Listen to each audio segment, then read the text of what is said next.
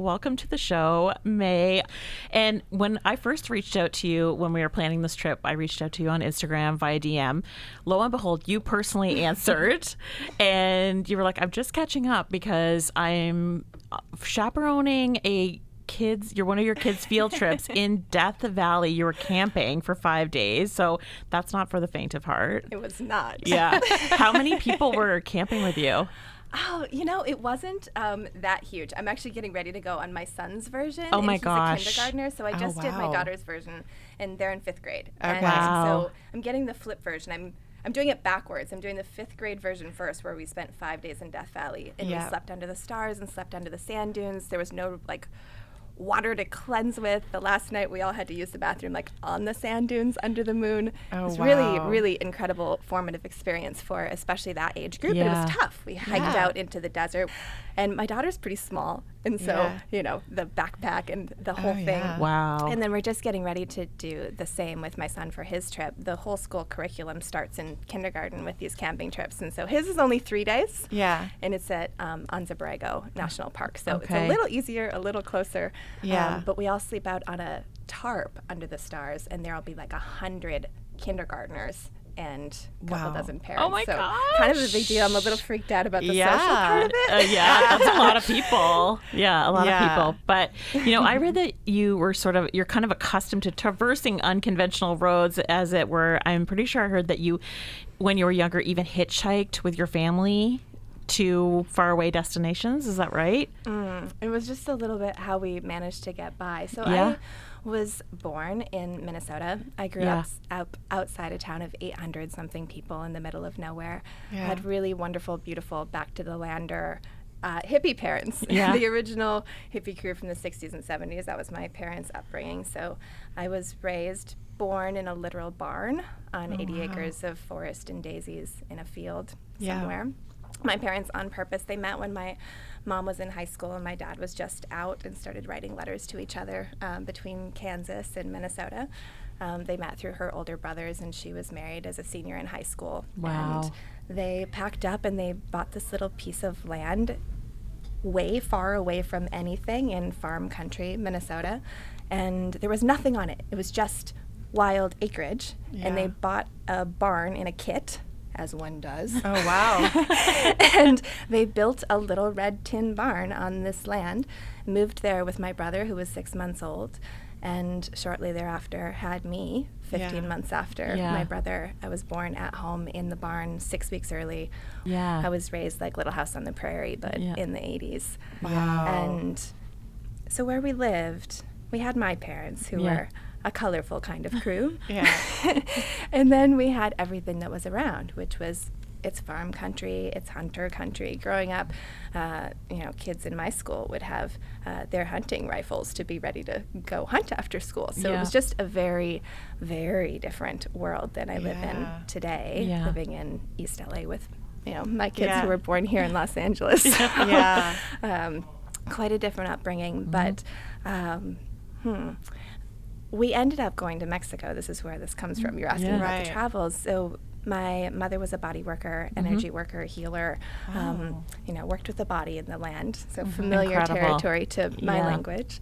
My father was an electrician who primarily worked in solar power and really trying to learn about regenerative energy. And before that was really a thing. And so I grew up with that, but my dad was an electrician making almost no money in Minnesota. It's winter for all of the year, pretty much. And so when I was a small child, my parents would hitchhike with us from Minnesota to Mexico with me at 4 and my brother at 5. And we would do that in the winters because it was easier to live in Mexico than it was in our small town without resources. So grew up with not a lot of financial resources, but a wealth of inspiration for how to really just go after the thing it is that you dream, even if it's something way out of the box, like let's have a barn in a field and make our babies there and trade with our neighbors and have that kind of upbringing. So it was very, very different. Seems like from a time past. But I also read that you started creating potions when you were very young. You were a child. Tell us about that and what was in it.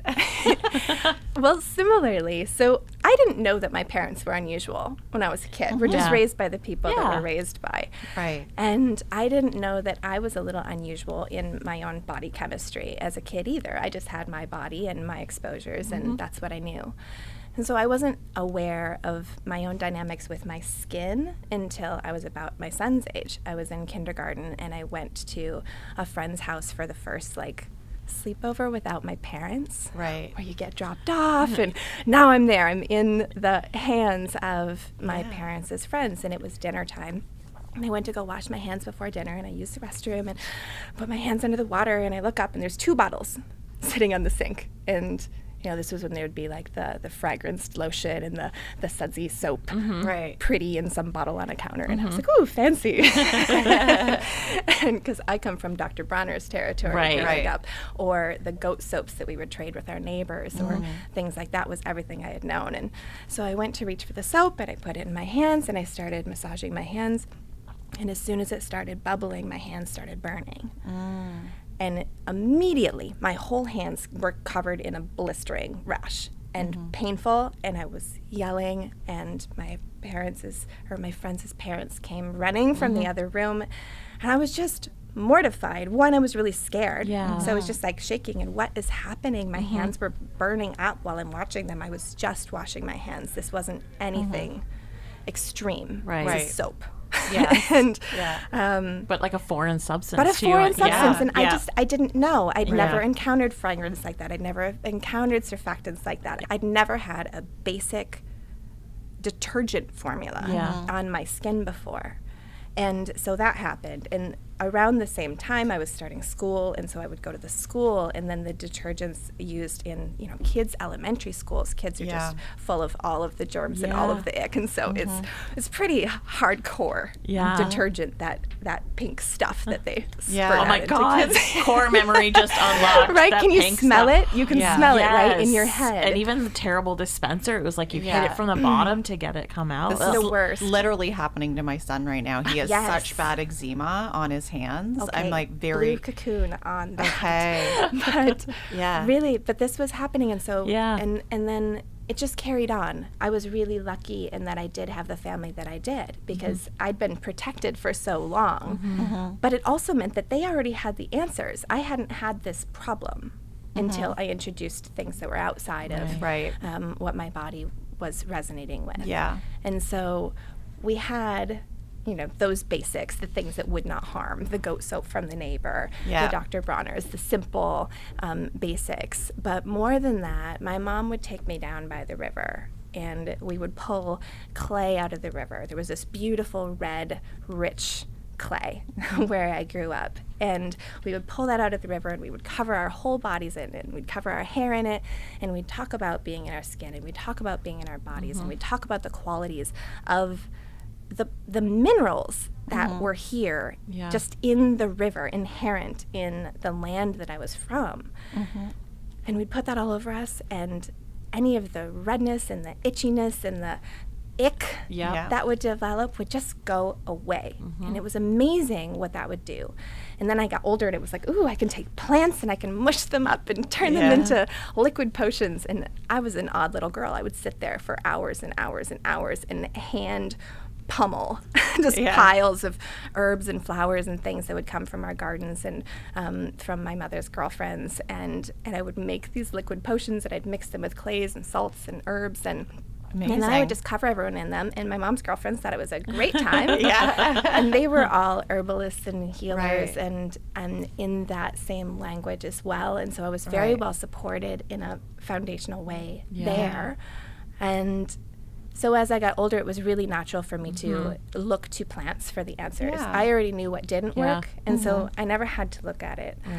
I just built from that place. And the more I learned and the older I got, I began to not only be able to apply it to my own skin, but really I started to attract people around me who were like, oh, I have that too, or my mother has that, or my sister has that, or oh, my son is going through that in school right now, washing his hands. And so this comes up over and over and over, and so I would just meet people, and then they would come to me and they go, what did you do for this? And I would mix them something, and I would make it for them, and they'd take it home. And that just happened over and over and over from my teenage years forward. That's true. That's truly grassroots. I mean, that's how literally grass and roots. Yeah. Boom, boom. Yeah. Grass and roots is pretty much all it's ever been made of. I'm somewhere between a cookie recipe and a tree. Yeah. So then we have to ask, because I mean, it seems almost impossible that somehow you became a model next.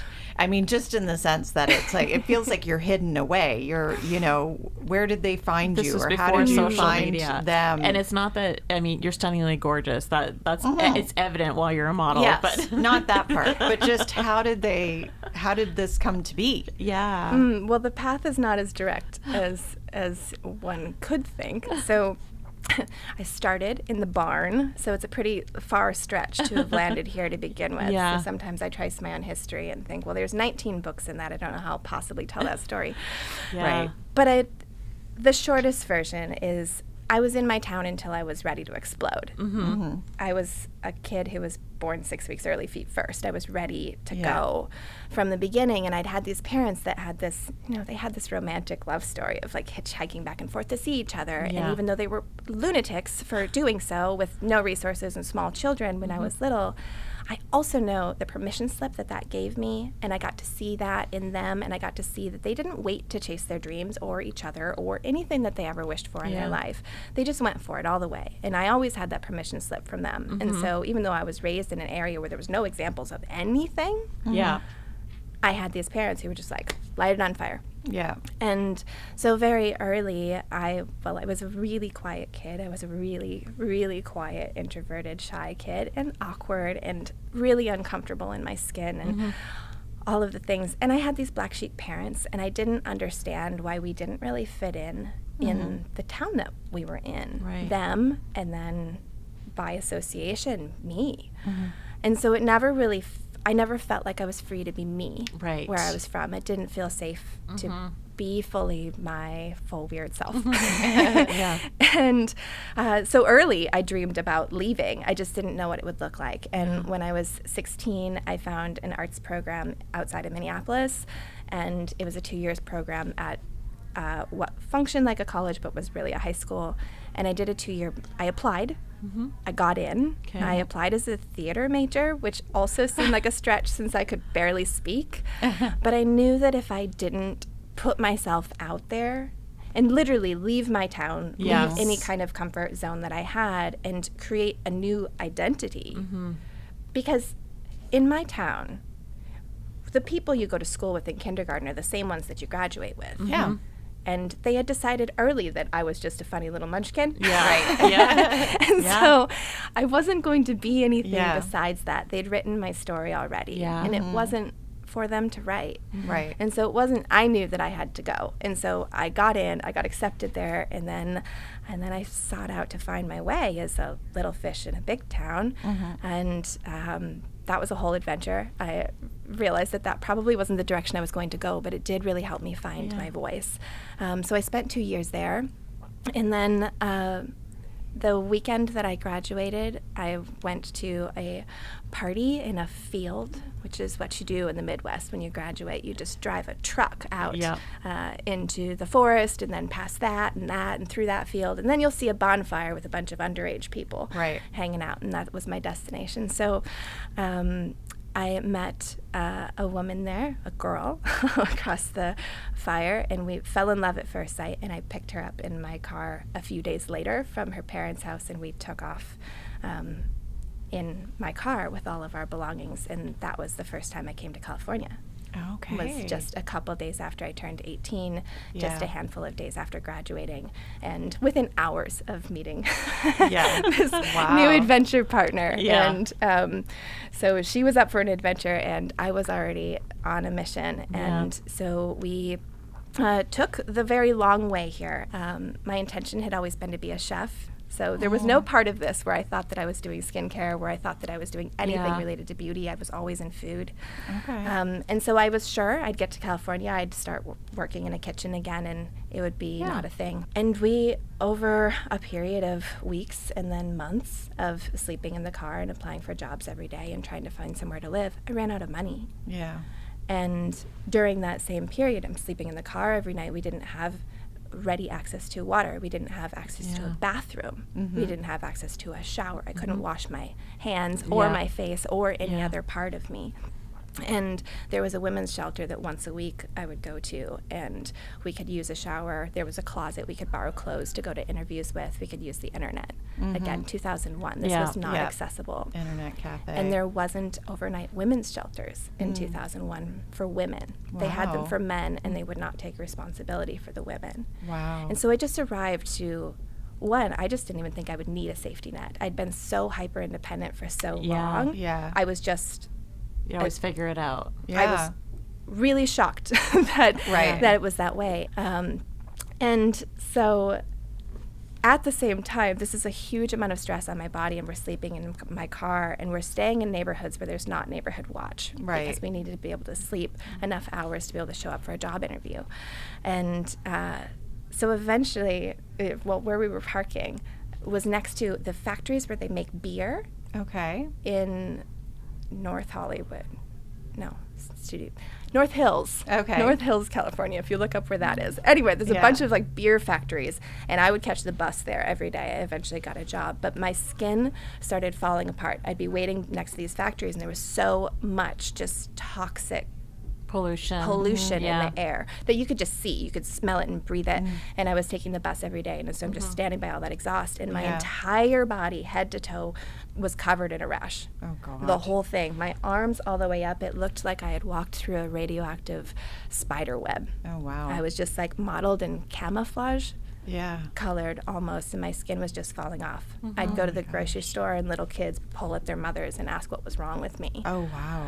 So it was very intense. It was incredibly physically uncomfortable. I had experienced skin issues my whole life, but it had largely been on my hands and perioral dermatitis on my face and certain other areas if I would have an acute response to something specific. I had never had my body just fully reject my living. Right.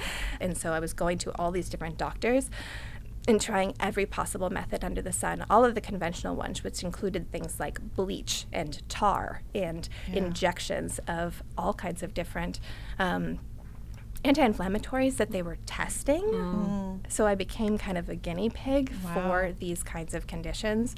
And then I was allergic to the tests themselves. So the allergy panel would break out my entire back, and rash would be everywhere. It was horrible. It was really horrible. Yeah. And also while trying to build a life and feeling like I couldn't even be seen. Yeah. And I had already had such deep insecurity about my physicality, what I looked like, what I felt like, and my ability to be safe in the world.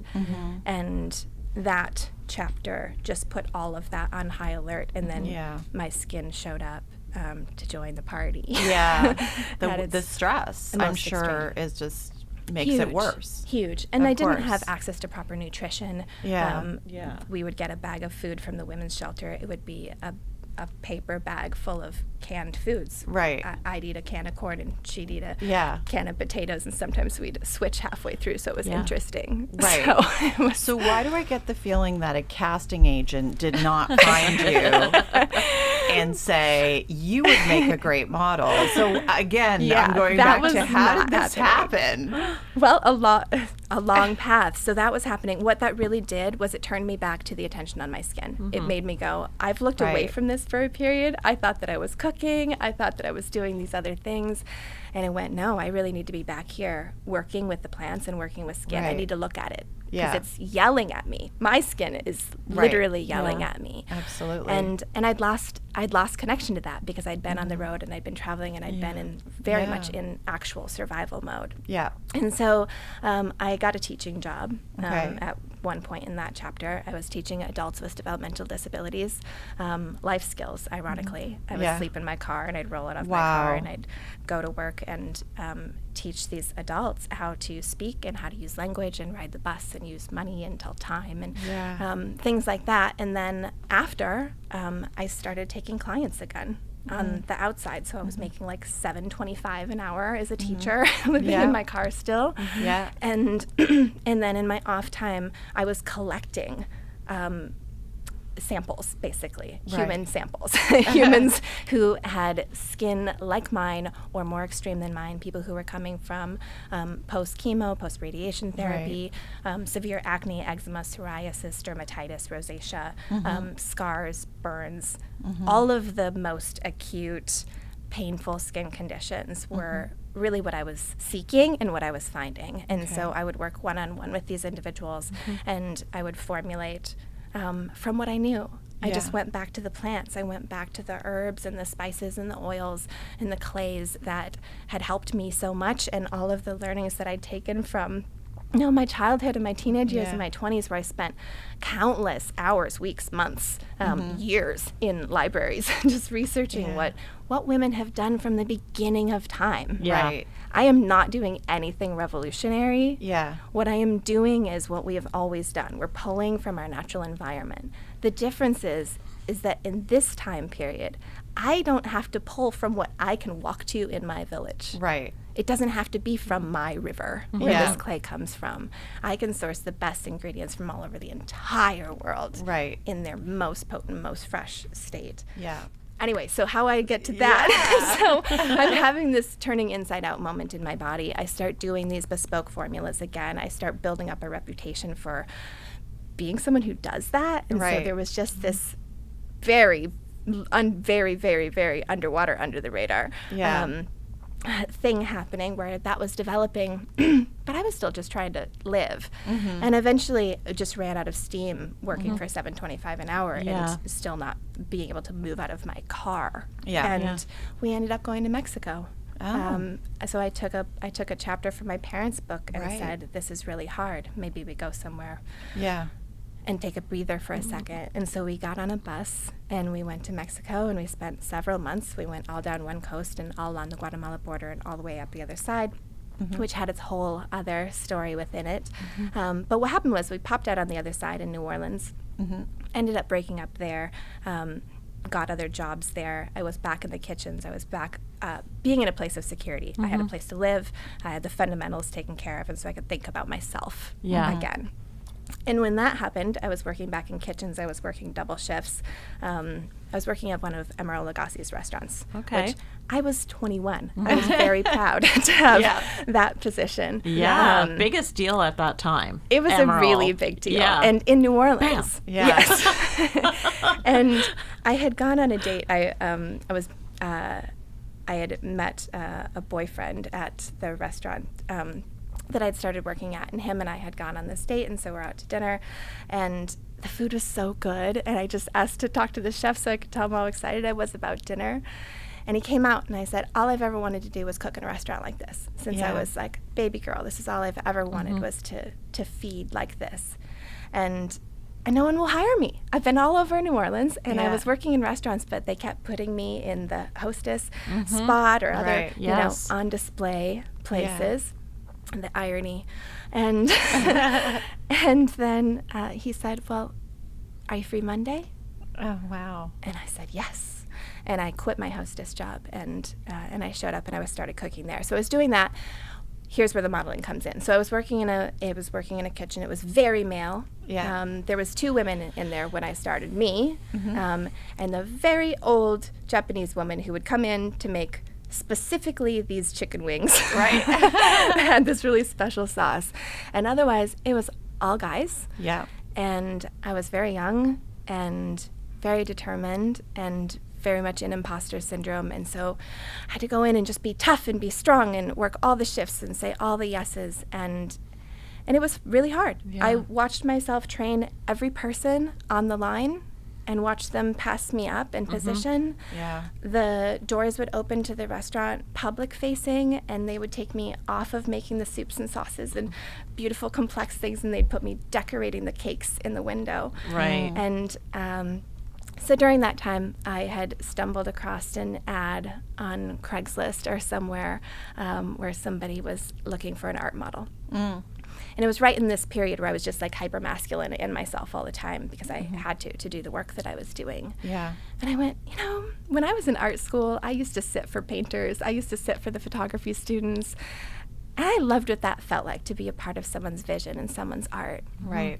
And And so I answered the ad. And this was, 2001 to Peak Craigslist. Peak Craigslist. Yes. And there was other little pockets of the internet that were opening up at that time. And there was 2 sites, one called onemodelplace.com and one called modelmayhem.com. Anyway, those 2 sites happened at the time. And it was a little like Instagram, but for people who were doing random modeling jobs. So random art models and any other thing under the sun. And so I put a little profile on there and started working with a few different New Orleans-based artists, both of the painter variety and of the photographer variety. And so that was happening between all of my shifts in the kitchen. And so I would put on my chef coat and my checkered pants and my clogs, and then I'd run back, and then I would spend my nights doing that here and there. Yeah. And over time, those same artists that I was working with, really just as an outlet, just to feel that piece of me, that part of me that felt beautiful and that felt seen and celebrated that way, was really powerful. It was also really important because I'd had such a troubled relationship with my skin and what I looked like. And then I would look at these pictures of myself from somebody else's view. Or I'd be in the frame and I could imagine painting myself into the spot. And I was like, oh, I'm good at this. And I also really love it. And so that was happening more and more. And so these artists would ask me to be in their actual jobs, because a lot of them, they had beauty jobs, they had fashion money clients, jobs, they had real jobs, and they were in New Orleans doing their art, but they also had, their real deal stuff in New York and every other place that they were. And I kept having to turn them down because I worked all the time at the restaurant. Anyway, my boyfriend at the time, within a month, both of his parents were diagnosed with cancer within a month of each other. And so they were in New York. We knew that we were going to go to New York. I was going to have to leave this job that I otherwise wouldn't have left, even though I was not treated great. And so it took all the risk off the table. We moved to New York. I assumed I would get another restaurant job. I didn't. I kept modeling. That kept happening. 5 years passed. Wow. And I looked up and I went, I never meant what am I doing to do this? I really never meant to do this at all. I was building my chef career. I was in the best position. Then that life change happened, and that's what happened. But in those years where I didn't get another job, I did keep making formulas. And so that reputation was still brewing in the background. And I was going to set every day as a model. And then I was also working as a makeup artist in that same chapter. And so I'd go on set and I'd have like a fish tackle kit. And by this time it was 2006, 7, 8 area. And so when I was doing makeup on set, there wasn't natural makeup brands really around either, or any of the stores that sell them currently. So the Detox Market, Credo, Filane, forget it. None of them. No. None of them are around. Like Goop wasn't around. Like none of these stores were selling any of this stuff. And so it wasn't available, and so I'd make it because that's the kid I was. And so I'd go to set with my funny fishing tackle full of all these different pigments and inks and dyes and different minerals really to make color, and then all these different oils and the good stuff, which I brought you a present. Amazing. We'll dive into that after. You'll get that. But I would bring that to set in a mason jar, and it's this golden shimmering oil that just smells like sex in heaven. It's so good. And it would be in this mason jar, so it was just this swirling orb of gold. And I'd bring that to set, and every time I bring it to set, everybody would go, "What are you doing? Why aren't you bottling this?" And so that just happened over and over and over until I had so many people sit me down and go, "You are just an idiot if you don't start putting your formulas into packaging." And I had to just get myself into a spot where I could see what they were seeing. And so it was really just the idea of how do I package this for real and make it a business. And it happened because of the good stuff, because it was this beautiful, sexy, playful, fun thing. And so it felt a little different than my other formulas, which were so serious and so all about efficacy and all about taking away heat and taking away pain and taking and this was just kind of playful and fun. It was like, well, I can maybe I could tell that story. Maybe the fancy people would like this one. Yeah. And so I went to trusty Craigslist. Yeah. And I wrote a love letter to Craigslist designers, and I just told a love story. A help wanted love letter. Yeah. And it was a long one. It was a novel. Anyone who subscribes to anything that I do talk a bit in the writing. And I described it. I had a link to a song. I had a photo of this field full of dandelions and wishes and magic. But I started to really think about these women whose homes I would go into. I'd go into their bathrooms. I'd go into their bedrooms. And they'd have the little potions that I would make for them tucked away in their little drawers. Yeah. Right next to their anti-itch cream and their anti-eczema cream and the anti-everything drawer would be my little potions. And then on their vanity would be something beautiful. Right. It would be their Chanel. It would be some red lipstick they bought on some vacation. It would be, the perfume that was whatever, makes them feel something. Yeah. Makes them feel some sense of light and celebration in their tending, in their care. Right. But everything else that was actually helping them was tucked away. And so I just knew that unless it was going to be beautiful, unless it was going to be spectacular, unless it was going to lead with pleasure and really, really invite you in with your senses, and then give you all of the efficacy and actually transform your skin. If it couldn't do the pleasure one first, you're not going there. Yeah. So you took the bottom shelf products and you made them top shelf. Exactly. Vanity worthy. And because there was nothing on that top shelf that was helping any of these women's skin. Yeah. Not a thing. Probably a lot of them making them worse. Yes. Yeah. And it cost so much more than I was ever going to charge in a million years for any of the things that I dreamed of making. Right. But I also knew that to make the thing that I wanted to make, it is pricey. Yeah. I know, because you're very particular about your ingredients and how you source them in the global village, and it has to be fair trade, and it has to be ethical and the very best quality. And small batches. And I've completely fallen in love with your blue Cocoon, which I'd heard about, but Tracee Ellis Ross was one of the people who so talked much. about it on our show. When she was on our show. And maybe that's what put it in the ether for us. But first of all, I'm just going to describe to people the smell. The scent of it smells like dessert. Like it kind of moves into like a chocolate. I don't know if there's chocolate in it. It is blue. It's actually blue, and it melts into an oil. It starts out as a balm, and then it melts into an oil. But in a tub. But no wax. Right. Yeah. And no wax, no fragrance, no dyes. Right. And so it doesn't leave that balmy feeling on your face where you can't put any makeup on over top and all that. But what I love about it, I'm just going to go on for a minute, is it really takes down my redness, because I have a lot of skin redness, and I also have like perioral acne going on right now. So tell us the magic behind this product, because that's the one that has hooked me, and I need to understand what is in it and why it's just so damn good. I wish that I had the science speak down enough to tell you the actual breakdown of every bit of power that's in there. But it is. There's this unbelievable combination of all the different fatty acids and the richness of the nutrients, the incredible freshness of every one of those ingredients. Our shea butter, which is the base, a lot of people can't use shea butter. And so a lot of people come to me and they say, I can't use shea butter. What is going on? Why can't I use the blue Cocoon? I've never felt anything like this. And it's because you can go on the internet and you can tap a button and you can have shea butter delivered to you from anywhere. Right? And it's white and it's creamy and it doesn't smell like anything. It's really easy to work with. It's kind of just a neutral base. It's also garbage.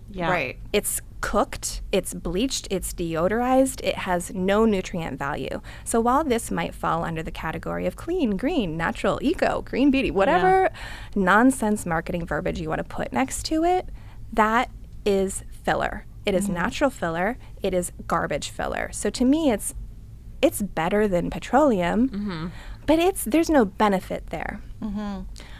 Our shea butter comes directly from where it is made in Ghana, directly, like not passing through, not not just a few hands, not minimizing from 90 hands down to even 3. We get it directly from where it's made in Ghana, right from the women who make it. Okay. It comes to us, it's lumpy, it's smoky, it has bits of shell in it. It is a mess. It is not what anyone else wants to work with. It is what I want to work with because it shows up and it's ripe. Like you can feel it. It's alive. To me, I give this example all the time, but I don't know one more relevant. Have you ever eaten a garden tomato fresh under the sun, like actually off the vine? Yes. You can remember that smell in your head. Right? Like I can feel it on my fingertips. I know the furriness of the vine that it's on. But that smell, a tomato that comes off the vine is just such a different planet than even when you get in a fancy grocery store. Right? You're just not even the same level. Fanciest grocery store on the planet can't compete to a fresh plucked tomato under the sun. Right. Then you go further into the grocery store and you go into the aisles and you've got a canned tomato. And that might be an organic, fair trade, blessed by angels tomato. Yeah. Once you've packed it up and put it in the shelf like that, it's dying. It's losing its nutrients by the second. Right. And so what we're doing with our shea butter, with every single ingredient that we use, is we're going for the garden tomato. Right. We invest oftentimes 10x to give you the absolute best possible in the entire world. And so that's what you're investing in. Right. It's not cheap. Nothing that we do is cheap. I can't make it cheap. If you ever see it cheap, please don't buy it. Yeah. It's so important. Every one of these decisions. If I just bought shea butter off of wherever and put that in the blue cocoon, you would have the same experience as you've had with every other look-alike balm that's out there, and there's lots of them. The blue cocoon is in a world of its own because of our obsession, because every single ingredient is impeccable. Everyone, not just the star, not just the blue tansy, which is miraculous. It has to be. Maybe. What does that do, the blue tansy? That's what you're noticing. Yeah. So there's a number of factors that go into the blue cocoon's efficacy. The blue tansy is really what's going to be the standout there, and the sourcing is super, super important because it's rare, because it's expensive, because it's hard to find. It's also one of the most commonly diluted, adulterated. If you are buying something from anywhere, if you just walk into a pharmacy of any kind and you're buying something with blue tansy in it, 1, check that label. There's probably not even blue tansy in it. 2, even if it says it does, I don't trust it. At all. We do such obsessive, over-the-top testing of each of our individual ingredients. We don't make new things, so we get really obsessive about the things that we do make. Because with every single batch, we have the opportunity to look at every single ingredient and go, is this the best? Right. And we get better every year. I have different buying rights than I did a decade ago. In the beginning, I was clicking the same buttons as everyone else. Right. I would click, give me the most expensive one, give me the fair trade, give me the organic, give me the best of the best of the best that you have. But I was limited because what you have still was only so good. Yeah. I was still buying, organic fair trade, but it sat in their warehouse and passed through this hand and that hand and that hand before it got to me. Now it's this year's harvest and it comes straight from their door to my door with no one in between. And so are you making it at home or is it in a factory No, what's we happening? We have a real grown-up space now, but it is our space. So this started in a bedroom in my house, circa 2008. We launched in 2011. Yeah. When I say we, I'm making shit up because that was me. Okay. I found my packaging designer, who's still with me 13 years later, in just before 2010. So late 2009, December 2009, I hired my packaging designer, Rodney Kizia, and just a handful of weeks later, I met my husband. So my packaging designer predates my husband by some weeks, just barely. The first few years we operated out of a bedroom in my house. So I was blending and filling every bottle. The ingredients would come through my front door. I would wear a headlamp at night trying to pour into our black glass bottles. I didn't have any of the equipment or know how to even know if the bottle was full. So I would use a flashlight and a headlamp. And it was very... Very cool. Old school operations back in the day. Yeah. So we started there, and then my daughter was born. We launched with our first retailer the day my daughter was born. So that was like having twins. It was a rather absurd thing to do, but it set our trajectory. And so for those first few years, I poured every bottle. I took every package to the post office, and then there was more packages than I could hold in my hand while also holding the baby. So you reach the stage where you ask, do I leave the baby in the car and bring boxes in, or do I get help? Right. And so I hired first one girl to come, and then she brought a friend, and then she brought a friend, and then later I hired 3 full-time women. We have our headquarters currently is in Lincoln Heights, here east side of Los Angeles. Yeah. And it operates like a bakery.